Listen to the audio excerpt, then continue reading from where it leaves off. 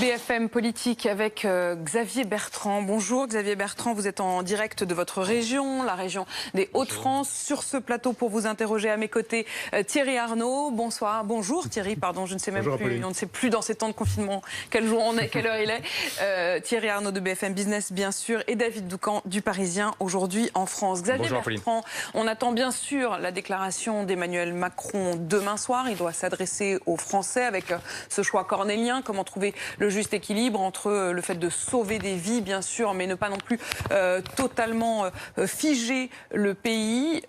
Il envisage de demander aux Français de prolonger le confinement, un confinement strict jusqu'à la mi-mai. Est-ce que vous estimez que c'est souhaitable? Est-ce que vous estimez que c'est raisonnable? J'ai un principe depuis le début de cette crise sans précédent, c'est de soutenir toutes les initiatives qui sont prises par les autorités sanitaires et de s'y tenir, de s'y conformer.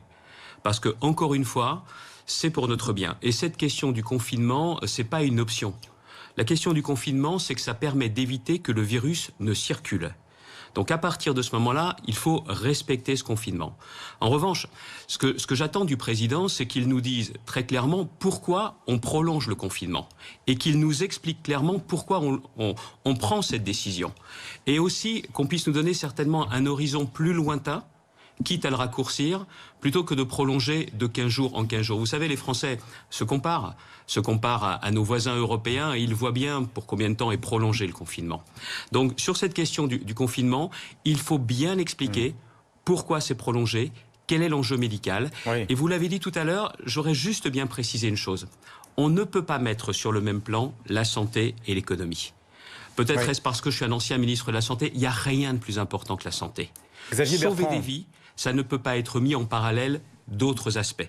Et ça, pour moi, c'est vraiment pas discutable, pas négociable. Est-ce que nous sommes finalement aujourd'hui contraints de prolonger ce confinement parce que nous n'avons pas les moyens de mener le déconfinement? Est-ce que c'est parce que nous n'avons pas de tests? Est-ce que c'est parce que nous n'avons pas de masques pour protéger l'intégralité de la population? Alors là aussi, le président doit être très clair. Et il doit être très transparent. Quand je vous ai dit pourquoi on prolonge le confinement, il faut bien expliquer quel est l'enjeu pour le système hospitalier. Vous l'avez très bien résumé, encore tout à l'heure dans le journal. Mais si à un moment donné, c'est parce que nous n'avons pas tout de suite les masques, il faut le dire et il faut le reconnaître. Et donc je pense que demain soir, ça doit être aussi l'occasion pour le président de la République de nous dire une fois pour toutes quelle est la doctrine concernant les masques. Que l'on nous dise aussi très clairement si pour sortir de chez soi dès maintenant en période de confinement dans des circonstances exceptionnelles, est-ce qu'il en faut un ou pas? Et demain, quand on sortira, est-ce que oui ou non, il en faudra un? Je pense que sur tous ces points-là, on a le sentiment que la doctrine a été fonction de la pénurie. Les Français peuvent tout comprendre. Les Français peuvent tout entendre. Il faut juste que l'on comprenne bien qu'ils veulent un discours de vérité et de totale transparence.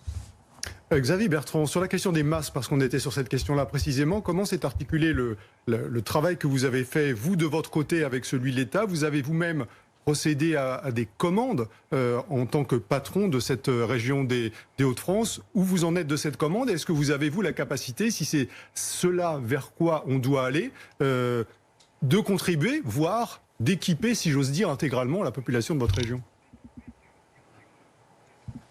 Alors, la première des choses, les régions, comme l'ensemble des collectivités locales, les départements et les villes, on n'est pas là pour jouer des coudes.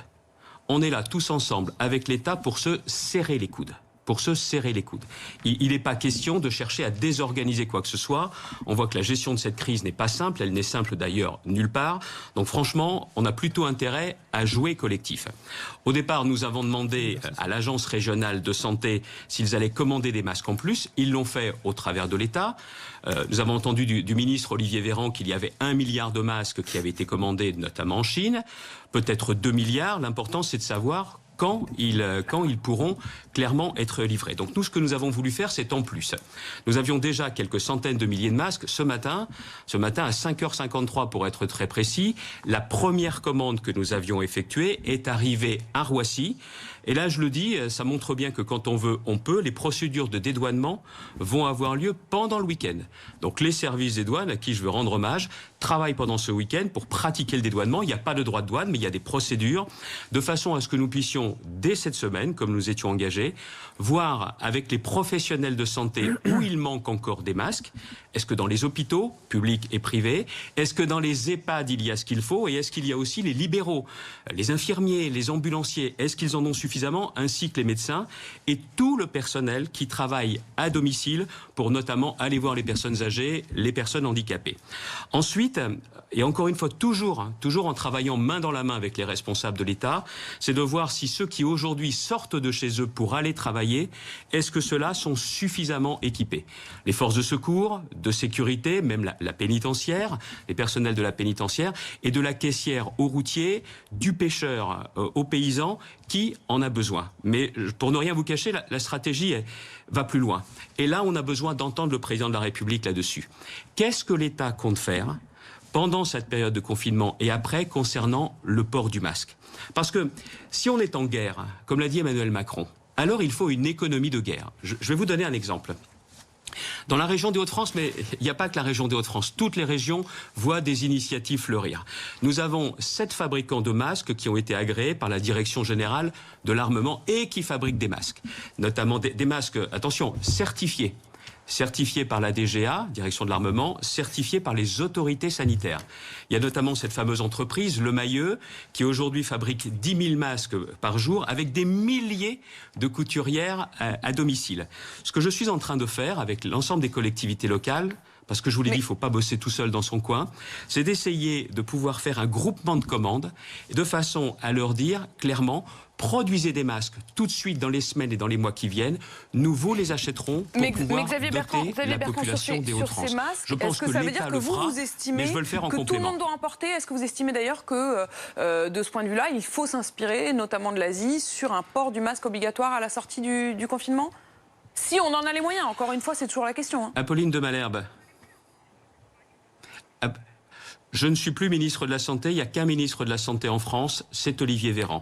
C'est pas à moi de poser cette doctrine. Mais je sais une chose, je suis pas fou, je suis pas sourd. Nos concitoyens, aujourd'hui, veulent être protégés le mieux possible. Il n'y aura de reprise de l'activité économique. Il n'y aura reprise de vie normale que quand les salariés, que quand nos concitoyens sortiront en se disant: je peux être protégé. C'est le masque, c'est les gestes barrières, c'est le gel hydroalcoolique. On va avoir besoin de penser différemment tant que ce satané virus n'a pas disparu. On va personne revenir ne sur peut les nous garantir que c'est comme le SRAS et qu'il disparaîtra à l'été. Et on sait bien aussi qu'il y a toujours le risque d'une nouvelle vague. Donc, justement, ce que je souhaite faire, c'est un peu ce que j'avais fait en 2006, quand nous avions monté, sous l'autorité de Jacques Chirac, des usines de masques en France, notamment Mako Pharma à Tourcoing, qui produit des masques, a augmenté ses capacités de production à l'époque. Des usines avaient vu le jour, tout simplement parce qu'on leur avait garanti des commandes. Je veux pouvoir leur garantir des commandes de façon à pouvoir équiper l'ensemble des ménages. Ça ne va pas se faire d'un claquement de doigts, pas en quelques semaines, certainement en quelques mois, mais nous voulons pouvoir leur en commander de façon à ce que, dans la région, mais ça sera le cas aussi dans les autres régions, on puisse ne pas être pris au dépourvu. Dans une guerre, vous savez, ça a été dit, c'est une guerre de mouvement qu'il faut faire. Il faut essayer d'anticiper, mais encore une fois, en bossant tous ensemble. Xavier Bertrand, il y a aussi une question sur ce confinement, c'est est-ce qu'il faut que tout le monde soit déconfiné en même temps? Est-ce que tout le monde pourra à nouveau se promener et sortir de chez soi?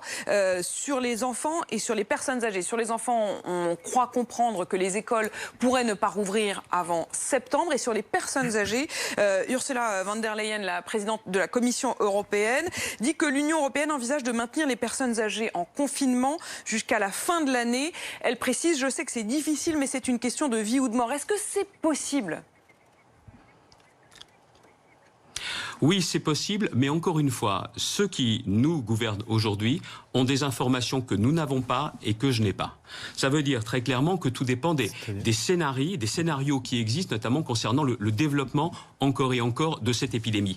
Mais si je peux me permettre, avant d'aller jusque-là, avant même de parler de la sortie du confinement, parce que tout le monde a qu'une question à poser au président de la République. Quand est-ce qu'on va retrouver notre vie d'avant ?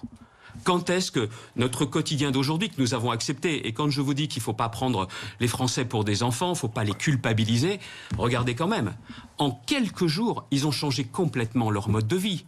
Ils ont arrêté de travailler, ils se sont retrouvés dans des conditions, c'est pas la même chose d'être dans une grande maison ou dans un F2 ou dans un F3, avec en plus télétravailler et les enfants qui sont là. C'est sortir de chez soi pour travailler notamment dans l'industrie, dans les supermarchés, les éboueurs, en se demandant si en rentrant, on va pas poser un problème de santé, on va pas contaminer ses proches. Ils ont tout accepté, mais ils veulent tout simplement savoir et qu'on leur dise encore une fois en transparence. Il y a d'autres questions qui sont posées.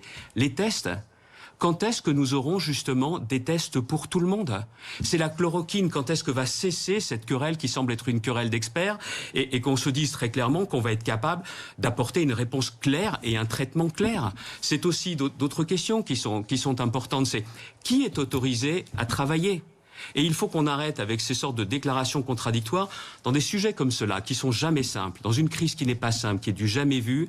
Il faut qu'il y ait de la cohérence et une forme de bon sens. Mais alors justement, Xavier Bertrand... Le bon sens qu'ont les Français, il faut que les experts, il faut que les scientifiques puissent, je ne sais pas si c'est possible, se l'approprier. Vous voyez, la France a besoin de scientifiques, mais on ne veut pas d'une république de scientifiques. C'est le politique qui doit prendre ses responsabilités. Et la responsabilité politique, elle ne se partage pas, elle ne se délègue pas et elle ne se divise pas. C'est cela qu'on attend clairement du président. Qui peut retravailler ? Dans quelles conditions ? Et puis aussi un autre message que je veux passer. Justement, si vous êtes malade, soyons clairs, atteint d'une maladie chronique, nous aussi, ne retardez pas vos soins, ne retardez retardez pas vos traitements, parce qu'il y a aujourd'hui beaucoup de personnes qui se disent « on nous a dit de ne pas sortir, si je vais à l'hôpital dans un cabinet médical, est-ce que je ne mets pas ma vie en danger ?» Il ne faut pas qu'on ajoute une autre crise sanitaire à celle terrible que nous connaissons aujourd'hui. Xavier Bertrand, justement, nous aussi, soyons clairs ce matin, vous dites c'est ma ligne de conduite, je ne critique pas les positions... des autorités de santé, donc du gouvernement, mais en même temps, en vous écoutant, on se dit que vous dites que les choses n'ont pas été forcément extrêmement claires depuis le début de cette crise, qu'il y a eu peut-être des va-et-vient. Est-ce que vous, Xavier Bertrand, si vous aviez été aux manettes, vous auriez agi différemment ? Ou bien est-ce qu'au contraire, oui, Emmanuel Macron, il fait ce qu'il peut, il fait avec les informations dont il dispose ? Écoutez, je pense que pour tous les responsables politiques, il y a un mot d'ordre, pas trop la ramener et d'essayer, là où on est, de se montrer le plus utile possible. Parce que quand vous voyez aujourd'hui toutes ces familles qui sont endeuillées, quand vous voyez ces soignants qui sont exténués, certains y ont laissé leur vie, d'autres leur santé. Quand vous voyez les gens qui sont inquiets chez eux pour savoir s'ils vont retrouver leur entreprise, et nous, on va reprendre la guéguerre traditionnelle, pousse-toi de là que je m'y mette, tout ça, et basta.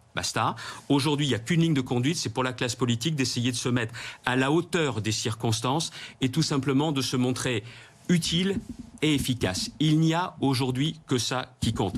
Mais, excusez-moi, mais... cette émission est aussi pour moi l'occasion de me faire le porte-parole de tous ceux que j'ai pu rencontrer depuis des jours, parler au téléphone, parce que rencontrer c'est plutôt par des visios ou par des audioconférences qu'on peut le faire. C'est la question des EHPAD. Monsieur le Président, des décisions ont été annoncées par Olivier Véran. Il faut aujourd'hui mettre le paquet sur nos EHPAD, sur nos anciens, sur nos aînés. Tout simplement pour que là où ils sont, on ait la certitude déjà qu'on ne peut plus les voir. On ne peut plus aller les rencontrer, qu'ils sont pris en charge et que tous les personnels des EHPAD, eux aussi, ce sont des héros. Eux aussi, ce sont des héros. Est-ce qu'il y a les renforts nécessaires, la réserve sanitaire ? On a décidé dans la région, mais comme l'Île-de-France l'a fait, comme Grand Est l'a fait, de mettre à disposition des personnels, les aides-soignants, les infirmiers au mois d'avril. Il y en aura au moins 9000 qui seront mobilisés dans les EHPAD. Est-ce qu'il y a les tests nécessaires ? Est-ce qu'on prend la protection nécessaire ? Il faut absolument que dans les EHPAD, on ait des garanties, Monsieur le Président, et il faut qu'il s'exprime là-dessus aussi. Deux points précis sur lesquels on aimerait avoir votre sentiment, Xavier Bertrand. D'abord, l'éducation, on vous en parlait il y a quelques instants, ça fait partie des domaines de compétences partagés entre l'État et les régions. Manifestement, on attend du président de la République qu'il annonce demain soir la fermeture des établissements scolaires, au moins pour s'agissant des maternelles et du primaire, jusqu'à la rentrée prochaine. Est-ce que vous approuvez cette décision? Et un autre point précis, celui du tracking. Vous savez, cette capacité de suivre les déplacements des uns et des autres qui pourrait être une arme de lutte ou en tout cas de surveillance pour gérer l'évolution de la pandémie. Alors ça soulève évidemment tout un tas de questions graves sur la méthode et sur les droits des uns et des autres, sur la liberté individuelle. Est-ce que si un tel système se mettait en place, vous l'approuveriez? Est-ce qu'il faudrait que ce soit sur la base d'un volontariat, par exemple? Qu'en pensez-vous? Pour l'éducation, tout d'abord, si pour des raisons sanitaires, on décide de fermer, comme pour le reste, j'approuve. Et ça ne me choque en rien, j'approuve. La seule chose, c'est qu'il faut aussi qu'on se mette à la place des familles et que l'on nous dise très rapidement s'il y a des solutions qui seront envisagées au-delà des cours traditionnels qui sont prévus. Vous savez, on a mis en place aujourd'hui l'éducation à distance. Les enseignants font un boulot remarquable. Les parents d'élèves s'impliquent également. Je vous donne juste un ordre de grandeur.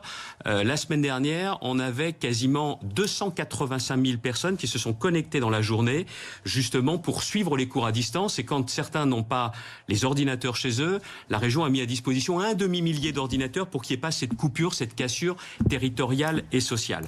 Donc on va pouvoir s'organiser pendant le temps scolaire encore, mais si c'est jusqu'à la rentrée, il faut aussi penser aux familles et les aider à trouver des solutions. Ça, c'est le premier point sur la question de l'éducation. Sur la question du tracking, juste un point, c'est pas la solution miracle. Et n'allons pas mettre la charrue avant les bœufs. Parce que si vous mettez en place le tracking, si vous faites tout le débat sur le tracking, en oubliant que se pose avant tout la question des masques, et que se pose également la question des tests, alors je suis désolé, c'est une fausse bonne solution. Et la question qui se pose, c'est qu'elle doit être très précise, cette hypothèse du tracking. Parce que si on vous dit que vous avez croisé à un moment donné quelqu'un qui a été contaminé par Covid-19, vous l'avez croisé où? Dans le train? Dans le métro? À la supérette, parce que ça change considérablement les choses. Dans une stratégie globale, les traitements, les tests, les masques, et justement une hypothèse comme celle-ci, si vous n'avez pas cet ensemble, ça ne sert à rien. C'est ça le fond du problème. Dans une stratégie globale, ça peut avoir du sens avec les garanties éthiques et en matière de liberté. Entre parenthèses, on a en ce moment Apple et Google, je crois, qui sont en train de monter leur système à eux. Là, je pense qu'en ce qui concerne les garanties éthiques et la garantie des libertés, on les aura certainement pas. Il y a des acteurs français qui s'étaient beaucoup engagés là-dessus. Il faut que le gouvernement travaille clairement avec eux, mais encore une fois, c'est pas la solution miracle. Des garanties importantes en matière de liberté et surtout un ensemble de mesures. S'il n'y a pas cet ensemble de mesures, ça ne peut pas fonctionner. Les pays qui ont utilisé le tracking sont des pays qui avaient l'ensemble de mesures. Merci beaucoup Xavier Bertrand. Vous restez avec nous dans un instant. On se posera aussi la question des conséquences économiques, sociales de ce confinement. Le gouvernement commence à dire qu'il faudra sans doute travailler plus, peut-être même renoncer au RTT ou au congé. On vous interrogera bien sûr sur ces questions-là. Xavier Bertrand, à tout de suite.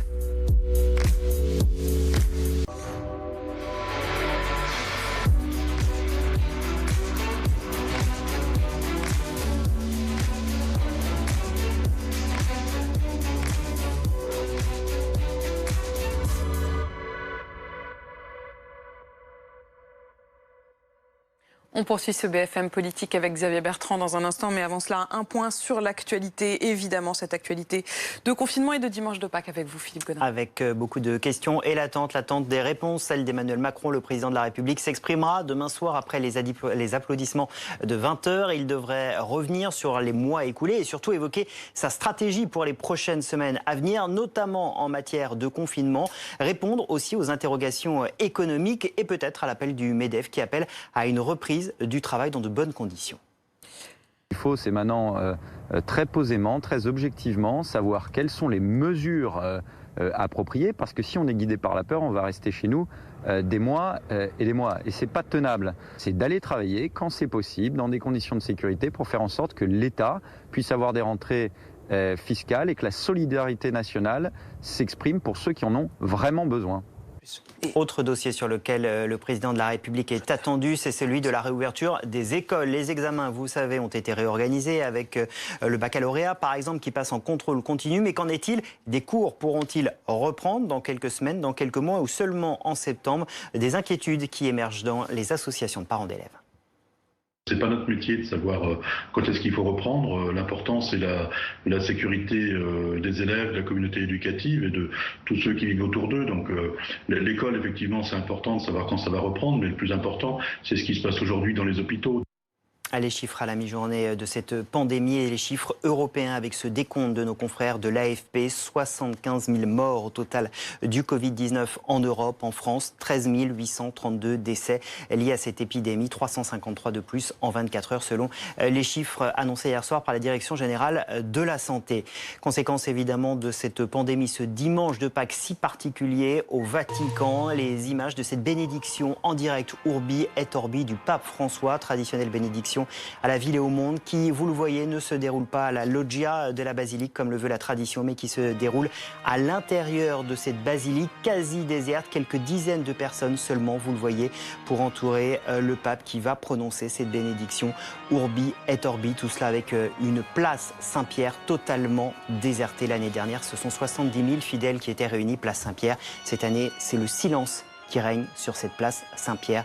Image impressionnante. Il est 12h33, place à BFM Politique avec Apolline. Merci Philippe, et on retrouve tout de suite Xavier Bertrand avec cette question, notamment la question bien sûr de mettre le curseur entre l'économie et le sanitaire. Vous y avez répondu dans cette première partie en disant que, à vos yeux, quoi qu'il arrive, la santé prime et l'économie suit. Avec cette question, quand on sortira du confinement, comment se remettre à travailler et faudra-t-il travailler plus, Thierry Arnaud? Oui, alors effectivement, le retour de l'activité économique pose tout un tas de questions complexes. Comment l'organiser? De quelle manière? Avec quels moyens? Xavier Bertrand, alors on voit d'une part d'ores et déjà qu'un certain nombre de responsables économiques réclament d'ores et déjà une remontée en puissance, une reprise d'activité de certains secteurs, le fait d'élargir le cercle des activités qui sont considérées comme essentielles et qui donc dès maintenant pourraient recommencer à enclencher un fonctionnement. Et puis l'autre point très important, c'est qu'on entend des voix qui commencent à nous dire, une fois que cette activité économique reprend, eh bien il faudra faire davantage d'efforts, il faudra travailler plus, nous dit la secrétaire d'État à l'économie à Bercy, Agnès Pannier-Runacher. Travailler plus, est-ce que vous êtes d'accord avec cette idée? Est-ce qu'il faudra par exemple aussi renoncer à un certain nombre de jours fériés, de congés payés? Bref, est-ce qu'il faudra et dans quelle proportion produire des efforts supplémentaires pour rattraper tout ce qui a été perdu pendant cette crise? Je suis salarié, je demande si mon entreprise va réouvrir. Ma vie a complètement changé du tout au tout. J'ai moins de pouvoir d'achat, moins de salaire parce que je suis au chômage partiel. Je suis pas responsable de tout ça. Mais on me dit qu'à la sortie, c'est moi qui vais payer la facture. Non mais qu'est-ce qu'on veut là? On veut rendre fous les Français, on veut les rendre fous de colère, déjà qu'il y a une forme de colère froide. On leur dit non, mais vous savez, tout ça, la facture, c'est vous qui allez la payer. Alors, entendons-nous bien, les Français savent pertinemment, ils ont compris, qu'on est dans un choc économique sans précédent. Que la question qui se pose, c'est de savoir combien de nos entreprises vont pouvoir résister à tout cela. Combien de salariés vont retrouver leur emploi? Et on leur dit, et après c'est vous. Non mais attendez. Là, il faut que les gens gardent un peu de sang-froid, là, que ceux qui nous gouvernent, ceux qui nous dirigent, se mettent un quart de seconde à la place des Français, et des catégories moyennes, et des catégories populaires. Et puis, je vais vous dire un truc, c'est que si à la sortie de cette crise, la réponse, c'est l'autorité, mais ils n'ont rien compris l'austérité, ils n'ont rien compris du tout. L'austérité, les logiques comptables, c'est quand même ce qui nous a mis dans cette situation-là, notamment pour les enjeux de santé et de production de biens de santé. Les masques, c'est la Chine. Bien souvent, les traitements, c'est les États-Unis. Et nous, en Europe, on a été défaillants. Si on veut changer tout ça, et en plus une politique d'austérité, ah non. Là, moi, je vous le dis très clairement. Et d'ailleurs, je ne suis pas là seulement pour dire il faut. Par exemple, dans la région, tout ce qui touchait au pouvoir d'achat des habitants de la région, on avait mis en place des aides au transport, des aides à la garde d'enfants. Les gens ne font plus garder leurs enfants. J'ai décidé de maintenir ces aides pour ne pas pénaliser le pouvoir d'achat. Donc, encore une fois, si on pense que c'est la facture qui doit être payée par les salariés, tous ceux qui font des efforts déjà aujourd'hui, alors là, je vous dis, je serais farouchement contre cette vision des choses. Xavier Bertrand, vous venez à l'instant de parler de la colère froide de nos concitoyens. Nous révélons dans Le Parisien une note confidentielle des renseignements français qui s'inquiètent d'une menace de révolte sociale après ce confinement, lorsqu'il sera derrière nous, avec des mouvements d'ultra-gauche qui seraient déjà en train de se mobiliser. Est-ce que vous partagez cette inquiétude ? Oui, mais je ne parle pas de la même chose. Là, on parle des activistes, des révolutionnaires, de l'ultra-gauche qui veulent effectivement tout casser et tout foutre par terre. Moi, je vous dis que la France devra se relever et que nous saurons nous relever justement de cette épreuve, mais ça sera en travaillant tous ensemble. Regardez aujourd'hui, ce qui tient les Français entre eux, c'est cette formidable solidarité. Dans la devise républicaine, ce qui tient le plus aujourd'hui, c'est la fraternité. Parce que l'égalité, elle n'est pas au rendez-vous compte tenu des conditions de confinement. Vous l'avez compris, la liberté, on ne l'a plus, c'est la fraternité, c'est cette entraide. Et donc, si derrière, on donne le sentiment que c'est le chacun pour soi, que certains veulent casser ce qui nous reste, c'est pas possible. C'est pas possible. Encore une fois, vous voyez, ce qui tient, c'est le peuple.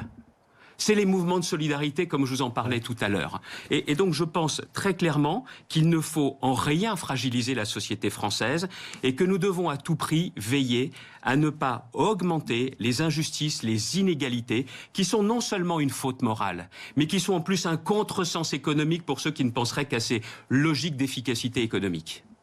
Attention, comment est-ce qu'on fait précisément? Vous le dites, en effet, on a le sentiment quand même que depuis le début de la crise, les inégalités, notamment vis-à-vis du travail, entre ceux, principalement les cadres, qui peuvent télétravailler et ceux qui ne peuvent pas ne pas se rendre physiquement au travail, souvent la peur au ventre, ces inégalités qui se rajoutent à la question du confinement, c'est-à-dire vous êtes à la tête d'une région où il y a quand même beaucoup de pauvreté, comment est-ce que les gens vont pouvoir vivre ce confinement avec le plus souvent les enfants en effet à la maison pendant encore peut-être un mois.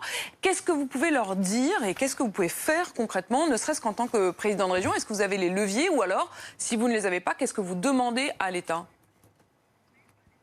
Une partie des leviers. Nous avons effectivement une partie des leviers parce qu'on a cette compétence économique, mais encore une fois, on travaille avec l'ensemble du monde économique, les chambres de commerce, les syndicats patronaux et les syndicats de salariés également, les chambres des métiers, les chambres d'agriculture. Encore une fois, si vous ne travaillez pas en équipe, on n'a aucune chance de réussir. Et c'est ça que j'appelais cette fraternité, cette solidarité justement entre les Français. On a mis en place notamment des dispositifs d'aide importants, une première tranche notamment dans la région à plus de 320 millions d'euros. On l'a voté vendredi dernier dans une session un peu particulière qui s'est faite à distance. On ira beaucoup plus loin que ça dans le plan de soutien pour faire en sorte que les entreprises d'hier, je les retrouve demain. Et puis le président de la République doit aussi nous indiquer comment on va faire pour, au-delà du chômage partiel, pour protéger les Français, parce que certains ont bien compris que le chômage allait augmenter. Et il faut encore une fois leur donner des garanties. Ces garanties-là, moi, c'est aussi mon rôle en tant que président de région. Et puis, c'est aussi de passer des messages au gouvernement. Il y a parfois des trous dans la raquette dans les dispositifs, et c'est normal. Il y a tellement de choses qui sont à gérer. On a eu une vague, une crise qui nous arrive, qui est d'une ampleur sans précédent. Il faut remonter à la guerre ou à 1929 pour avoir des exemples comme cela. Et on s'est aperçu que les milliards d'euros dont on parle au niveau européen, les centaines de milliards d'euros, les gens vous disent, mais moi, ce que je veux savoir, je suis à 1500, je suis à 2000 euros près. Comment ça m'arrive à moi? Donc que ce soit vis-à-vis des banquiers, pour s'assurer qu'ils jouent bien le jeu. Qu'on retrouve un jour les assureurs. Parce que les assureurs, clairement, ils nous disent, c'est pas prévu dans les contrats, il faut aussi qu'ils contribuent au plan de soutien et demain au plan de relance. Il y a les assureurs crédits, vous savez, ce sont ceux qui notent les entreprises et qui ont tendance bien souvent à retirer le tapis. Eh bien, c'est de se battre pour dire, attention, tout le monde est réglo, tout le monde joue le jeu, parce qu'autrement, on ne s'en sortira pas. Et puis, les trous dans la raquette, ce sont les auto-entrepreneurs, ce sont des professions comme les pêcheurs qui se trouvent dans une situation très compliquée, parce que les restaurants sont fermés, on achète moins de poissons, et on veut les voir disparaître, nos pêcheurs français? Certainement pas. Tiens, dans les forains, le monde des forains, le monde de la fête qui n'existe plus aujourd'hui, il n'y a plus de fête, est-ce qu'on les laisse disparaître? Vous voyez, il faut vraiment essayer qu'il n'y ait pas de trou dans la raquette et qu'on n'oublie personne. Et les très grands groupes sont importants, mais bon sang, l'artisan, le commerçant, les libéraux, on a besoin de les sauver aussi.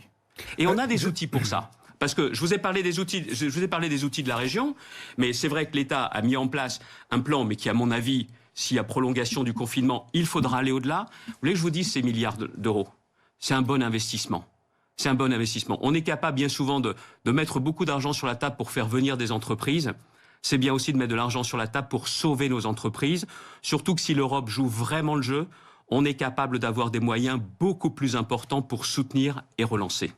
Mais au-delà de ces mesures de soutien, Xavier Bertrand, et de ces trous dans la raquette qu'il faut combler, qu'est-ce qu'on répond aujourd'hui à ces chefs d'entreprise, à ces artisans, à ces indépendants, à ces commerçants qui disent on nous annonce des semaines de confinement supplémentaires, mais moi, si mon activité, je ne suis pas en mesure de la faire repartir très vite, idéalement dans les prochains jours, mon activité, quoi qu'il arrive et quel que soit le soutien qu'on peut m'apporter, elle va bel et bien disparaître. Comment est-ce qu'on gère cette difficulté-là? Et est-ce qu'il faut, comme certains le demandent, peut-être pas généraliser, mais en tout cas commencer à un peu desserrer la contrainte de ces activités qu'on définit comme les activités essentielles, qui sont les seules à pouvoir fonctionner aujourd'hui? Est-ce qu'il faut élargir un peu cette définition? Oui, et le président de la République doit donner des indications claires et cohérentes demain soir là-dessus. Pour moi, et je vois comment ça se passe dans la région, tiens, je vais vous prendre un exemple très concret, Toyota, à côté de Valenciennes, le directeur de l'usine voudrait faire reprendre le travail à partir du 21 avril. Sauf que ça ne se fait pas d'un claquement de doigts. Il discute avec l'ensemble des organisations syndicales de façon à les convaincre que si les salariés ont des masques, s'ils ont effectivement des visières, des doubles visières, s'ils ont du gel hydroalcoolique et de nouveaux process de travail, le travail peut se reprendre dans de nouvelles conditions. Dans des conditions sanitaires différentes et renforcées. C'est par le dialogue qu'on arrivera à trouver ces solutions. Mais c'est vrai qu'au début, les gens ont plutôt compris, il ne faut pas aller travailler. Et là, encore une fois, il faut de la cohérence et de dire dans quelles conditions ça doit se faire et qu'on nous dise où on va et comment. Il faut un process clairement, s'il y a cette reprise d'activité. La réforme des retraites, c'était censé être quand même l'une des réformes les plus importantes du quinquennat. Ce matin, Gilles Legendre, le chef des députés de La République En Marche, commence à laisser entendre qu'elle pourrait être abandonnée. Est-ce que vous estimez que c'est normal et que finalement, on met tout sur pause, on met tout sur restart, on abandonne tout ? Évidemment, l'important c'est tout simplement d'éviter que l'économie, que notre pays, que la société française ne s'écroule. Et il faudra relever. Donc encore une fois, c'est pas en plus telle qu'elle a été menée la réforme des retraites. Enfin bon, on va passer, c'est pas le sujet d'aujourd'hui. Mais vous avez un autre sujet, c'est la réforme de l'assurance chômage. Si elle s'applique à l'automne et qu'elle fragilise des gens qui sont au chômage aujourd'hui ou qui viendraient être au chômage demain, c'est tout simplement pas possible. Il faut bien comprendre, si on est en guerre, l'enjeu de la guerre, c'est de bien comprendre qu'on doit mettre tous nos moyens là-dessus. Et il y a un point que je n'ai pas vraiment développé tout à l'heure. Je voudrais finir parce que là-dessus, prenez la question des masques. Si le président de la République nous dit on les aura, mais on les aura pas tout de suite, alors dans ces cas-là, il faut qu'on crée une économie de guerre sur les masques. Et dans ces cas-là, sur les masques en tissu, il y a beaucoup d'initiatives qui se font. Elles sont formidables, parce que c'est un élan de solidarité. Mais là, le gouvernement, il faut qu'il dise justement à des pans entiers de l'industrie, pour l'instant, on va fabriquer des masques. Et c'est pas seulement l'industrie textile. Encore une fois, à la guerre comme à la guerre, alors on change toute notre façon de faire. Parce que, encore une fois, je ne veux pas qu'on ait une doctrine, une stratégie qui soit fonction de la pénurie. Il faut qu'on retrouve une vision et un cap. Qu'on nous dise où on va et comment on va s'en sortir. C'est ça que j'attends. C'est pas des envolées lyriques, c'est du concret, mais avec une vision.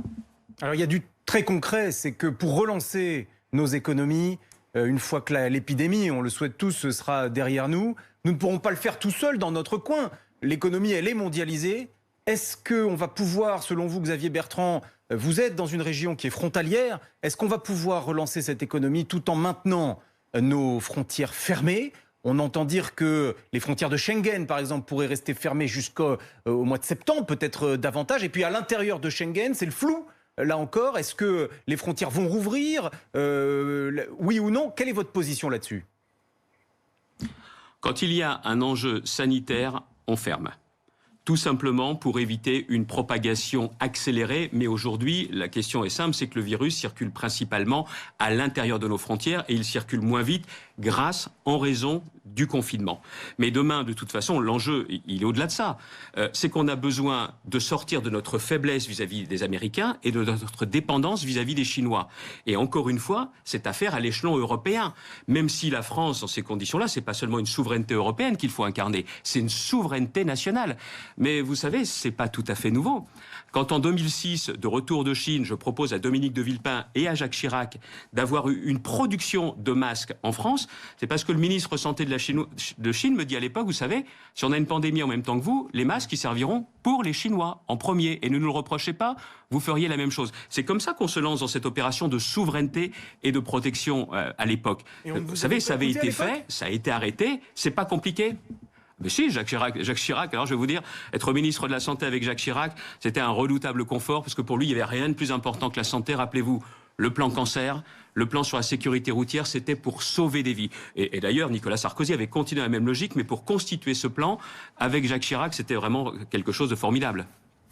Vous évoquez les milliards dépensés à différents niveaux, au niveau européen, au niveau français. Le gouvernement français a annoncé qu'il doublait son plan de soutien pour l'économie qui passait à 100 milliards d'euros. Et tous les experts sont à peu près d'accord aujourd'hui pour dire que ce plan ne sera pas suffisant.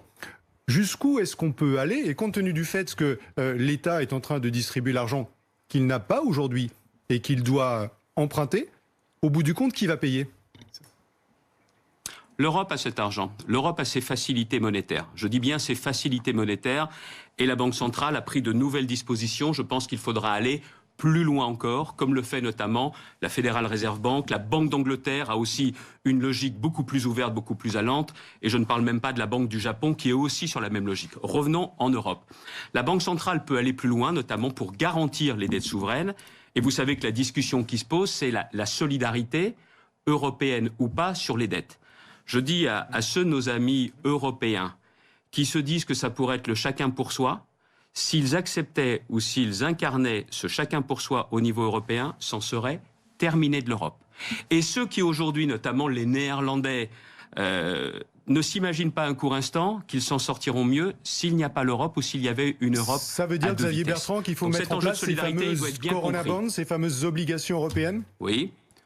Oui, mais je vais aller plus loin. Il faudrait également que la Banque centrale européenne s'inspire de ce que fait la Federal Reserve Bank américaine, c'est-à-dire qu'elle prête directement, d'une façon ou d'une autre, aux entreprises.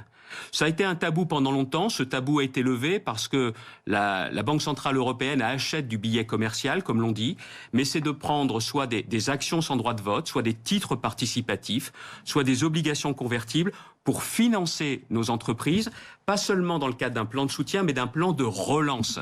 Parce que quand nous sortirons du cœur des difficultés, il faudra bien repartir de l'avant. Et dans ces conditions-là, le président de la République doit aussi convaincre Christine Lagarde, doit convaincre aussi Angela Merkel, qui elle a aussi une conscience européenne qui est très forte, que l'on doit changer foncièrement notre façon de faire. Et quand on prête de l'argent aussi aux entreprises, il faut leur prêter sur du long terme. Si vous leur prêtez juste sur quelques mois, bien évidemment, elles savent que les choses n'iront pas beaucoup mieux dans quelques mois. Mais c'est sur 6 ans, ce que nous faisons dans la région, mais parfois c'est sur 10, 15 ou 20 ans. L'important, c'est qu'on puisse passer cette épreuve et se relever. Xavier Bertrand, il y a un aspect que le président de la République doit, selon vous, aborder lundi soir, c'est celui du calendrier électoral. Est-ce que Emmanuel Macron doit enfin préciser les choses quant aux élections municipales et nous dire si oui ou non les 5000 qui restent seront reportés en septembre, en mars prochain, on ne sait pas. Est-ce qu'il faut qu'il clarifie les choses là-dessus ? Mais alors franchement, si vous saviez à quel point c'est pas ma priorité, je doute que ce soit la priorité des Français. C'est peut-être la priorité des partis politiques, mais c'est pas la leur. Vous savez, aujourd'hui, ce que beaucoup de nos concitoyens ressentent, notamment sur l'exercice de ce confinement, sur la pratique du confinement, on n'est pas un week-end comme les autres. On est le dimanche de Pâques. Et aujourd'hui, les fêtes religieuses n'ont rien à voir. Pour les catholiques, les protestants et même pour la Pâque juive, il y a des pratiquants qui ont complètement changé leur façon de faire et qui ont respecté le confinement. Il y a aussi des gens qui sont non-croyants, non pratiquants, mais pour qui Pâques c'est aussi une fête familiale, qui ont changé complètement leur façon de faire. Et je le dis, les juifs, les catholiques, les protestants, les non-croyants, toutes les religions, tous les responsables religieux ont passé ce message de respect du confinement et de ce principe que la santé, c'est plus important que tout. Tous les responsables religieux de toutes les religions, pour l'ensemble des fêtes, doivent passer ce même message. Parce que c'est quelque chose d'essentiel. Vous vous adressez à la communauté musulmane, soyez clair, Xavier Bertrand. Mais Non mais attendez, que ce soit le grand rabbin, que ce soit les responsables catholiques, et j'attends bien évidemment sur la question de la pratique du ramadan, notamment dans les semaines qui viennent, qu'il y ait le même engagement des responsables religieux.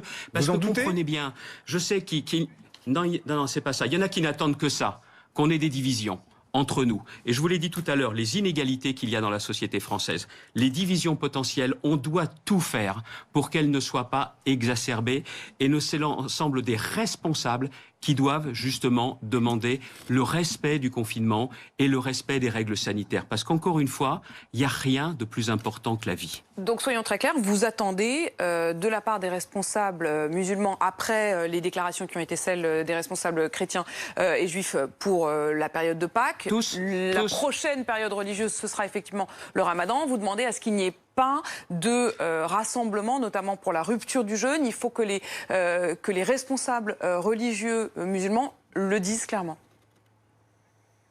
Oui, mais n'oubliez pas dans ces conditions-là aussi les responsables orthodoxes, parce que la Pâque aura lieu aussi à la fin du mois. C'est tous, sans exception. Tous. Tous. Une question sur ce qui se passe chez vous, Xavier Bertrand, dans les Hauts-de-Seine, dans les Hauts-de-France. Comment ça se passe? Quelle est la réalité aussi dans les hôpitaux à l'instant où on se parle? C'est toujours une tension plus importante sur la partie sud de la région, le CHU d'Amiens, les hôpitaux de l'Oise et un peu de Saint-Quentin, parce que de l'Aisne notamment, Saint-Quentin, Laon et Soissons, parce que c'est là qu'il y a eu le premier cluster important. C'est nous qui avons été frappés en premier. En revanche, il y a eu une formidable complémentarité entre le public et le privé, de façon à ce qu'on puisse préparer des lits de réanimation. Et aujourd'hui, le taux d'occupation des lits de réanimation est important, il est à pas loin de 75%, mais des solutions ont pu être trouvées. Et le confinement nous permet justement de faire face et de faire en sorte que les soignants puissent soigner. La question, j'en ai beaucoup parlé avec le directeur général de l'Agence régionale de santé, c'est qu'on a engagé aussi très tôt le mouvement dans les EHPAD, de façon à ce qu'on sache exactement ce qui se passait et à prévoir justement des renforts possibles, comme je l'évoquais tout à l'heure. Donc c'est une très très grande vigilance, mais franchement, les professionnels de santé font un boulot exceptionnel. Et quand je dis professionnels de santé, on n'oublie pas les soignants dans les EHPAD. Merci beaucoup Xavier Bertrand, merci d'avoir été avec nous dans BFM Politique ce matin. Je rappelle que vous êtes bien sûr président de la région Hauts-de-France. On attendra ensemble la déclaration d'Emmanuel Macron qui s'adressera donc aux Français demain à 20h avec sans doute une réponse à toutes ces questions. Merci David Doucan, merci Thierry Arnaud. L'actualité continue sur BFM TV et on se retrouve à 18h. À ce soir.